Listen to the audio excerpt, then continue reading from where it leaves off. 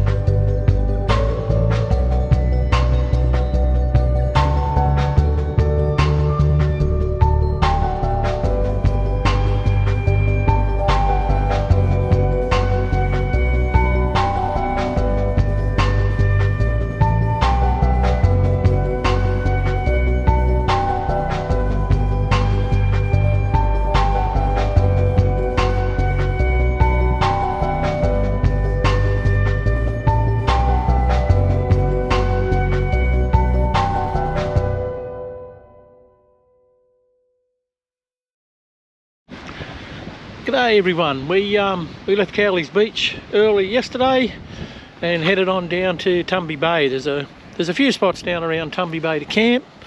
The specific one we wanted to get was one on what they call Second Creek, but when we rolled in there it was only just enough room for one. You're only allowed one night stay there, and there's no facilities whatsoever, and they're charging you $20 a night. So we decided to roll on a bit further south and come out of town about 10 or 12 k's to a place called Redcliffe Campground, and we pulled up here. It's totally free and it's right on the water, and as you can see it's a fairly long campground. It fills up pretty quick during the night, but it's certainly a lovely spot. Nice flat area. Again, no facilities, but you've got a dump point in Tumby Bay, and there's a water outlet at the public toilets. It's all potable water, so you've got no problems there to fill up your tanks, empty the toilet before you come out here. But again, the further we get south on the Eyre Peninsula, the prettier the beaches get, and the more spectacular the cliffs.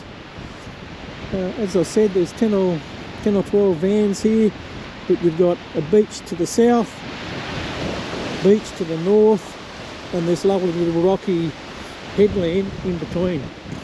I don't know what the fishing's like. It's extremely cold today. It's about 16 degrees, and they reckon it might get to about 23, but we've got this southeasterly blowing again that we're getting pretty used to while we're in South Australia. So we're going to go into town today and do a bit of washing and have a look about.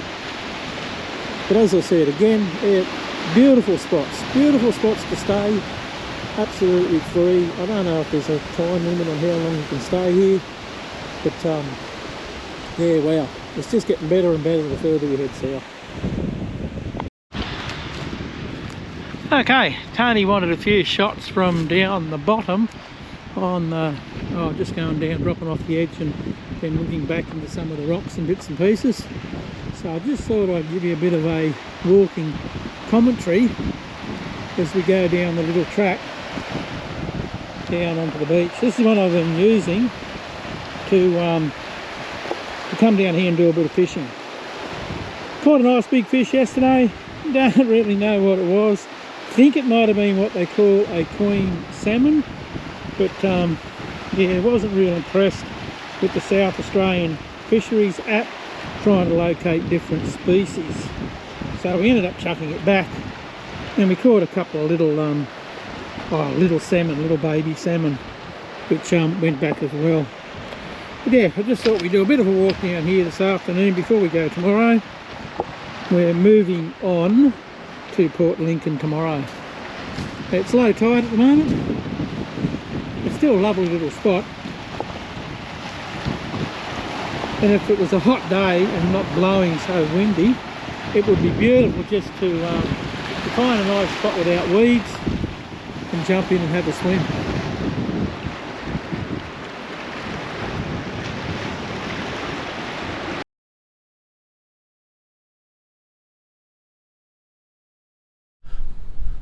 Well, we've come in this morning to do our washing, and I just thought I'd give you a quick look around at Tumby Bay. They've got a couple of grocery stores here, pharmacy, banks, post offices, everything you need. And we're also going to take a picture, or a few pictures, of some of the artwork around town. Oh, we've got the most important place, got the pub. Only the disappointing thing that we found so far is, like a lot of wharfs that we've come across, or jetties, the council's fenced them off because they're dangerous to use. It's a real shame if you like jetty fishing or like doing a bit of snorkeling while you travel about. It's a quiet little town. We came in yesterday and Sunday in South Australia. Nothing much happens. It's a nice little spot. Well, actually it's a lovely little spot. It's yeah, it's worth pulling in and spending a few days here.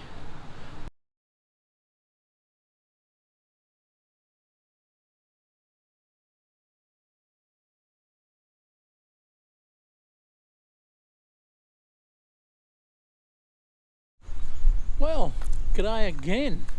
We're here at Port Lincoln Tourist Park, and we've been here for a couple of days actually, but the weather's been that overcast and cloudy. It wasn't worth getting the GoPro out and having a bit of a chat. So we've got a bit of a break in the weather today and a bit of sunlight. So I thought we'd just take a bit of a walk around the park, go down to the jetty and show you some bits and pieces. Anyway, it's Port Lincoln's a nice place. We'll get out. We went out yesterday and we had a look at the fishing boats and that. And what I'll do, sorry, you don't want to look at me all the time. What I'll do, we'll go back out there again and I'll show you the massive fishing fleet that runs out of Port Lincoln. Wow, they catch everything here from crays, crabs. There's fish farming here. We watched them unloading just nets of kingfish out of the hull of one of the fishing boats and into big keeper tanks. Out in the bay itself, there's fish farms out here. You won't be able to see them today, it's blowing pretty hard. There's always trawlers working in the bay. We watched them here every day. So there we are. We've got our own little jetty here. We were out here the other night on a high tide, just talking to some of the locals and that. They're out here catching salmon, tommies, obviously a lot of shitties. They're everywhere. But other than that, not much. And now we've got one of these South Australian funny tides. There's only one tide today. That's real weird. Even tomorrow, the high and low tide is only an hour apart and the height doesn't change. It's something hard to get used to when you're trying to plan to do a bit of fishing. But anyway, it is what it is. So I thought I'd just bring you down here while the sun's shining, give you a bit of a look at the actual bay of Port Lincoln. It's a big area. And there we go, we look back on the caravan park. It's a big caravan park. I don't know how many acres it's over. Nearly every site is terraced. So you sort of look over the you look over the top of the caravan that's parked beside you, so everyone gets a bit of a view of the water. It's a little bit dear, it's $45 a night, but it's the only one in Port Lincoln. There's one out of Port Lincoln, but you know, it's set up pretty well, and look, it is what it is. We're grateful we've got somewhere to stay while the Nissan may have to get fixed. But yeah, later on we'll do some shots, as I said, of the fishing fleet. I'll do some shots around town, and yeah, we'll see what happens on Monday when they do the diagnostic. Well, here we are just down the main street on the foreshore. It's a lovely little park. Oh, you look across there, you can see all the grain loading terminal, which is a big industry here too. But yeah, it's a lovely park. Plenty of seating. I think there was some gas barbecues and that we saw, and that's the main jetty for the town. We're going to take a walk down there and just have a look at that. But yeah, they've got everything here. We had a dinner out here at one of the pubs 2 nights ago. We got a lovely big seafood platter that it was for 2, and we should have only got it for 1 because it was just way too much food. But they've got all the other stuff here you want. They've got Woolies and Coles and all the bits and pieces you're going to expect in a major town or city. Anyway, we'll take a bit of a walk through the park and get down to the jetty and take a few shots of the jetty. It's also got a fenced-in area, which is the local baths. So it's all shark-proofed, because we know down this end of the world you get plenty of white pointers. G'day everyone, Sunday morning. We're up here on Winters Hill Lookout overlooking Port Lincoln. I wanted to come up this morning while the sun was shining and just give you a good look at a good overview of Port Lincoln. It's quite a pretty spot when you look at it from this observation point. And it is blowing today. It's going to be upwards of 60 kilometres an hour today, so I wanted to do it. I'm sort of tucked in behind the observation tower, and I wanted to do it early before it really started to blow up. So I'll just give you a look of the surrounding area.